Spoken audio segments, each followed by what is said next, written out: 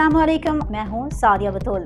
सबसे पहले शामिल करेंगे आज की अहम खबरें। खबर शामिल करते हैं स्पेन से। वाइस चेयरमैन चौधरी बाबर वर्क से स्पेन में रमजान मुबारक सहरी के एहतमाम की खूबसूरत रवायत।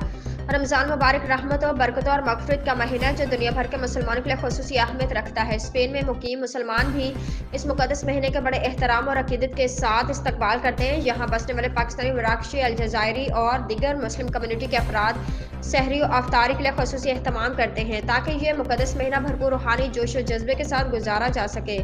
सहरी का एहतमाम इज्तिमाई और इनफरादी सतह पर तैयारी। स्पेन के मुख्तलिफ शहरों जैसे बार्सिलोना, मैड्रिड, वालेंसिया और दीगर मकामात पर मुस्लिम कम्युनिटीज़ सहरी के खसूसी इंतजाम करती हैं। घरों में रवायती खानों के साथ साथ मसाजिद में भी सहरी के इज्तिमात मुनक्किद होते हैं।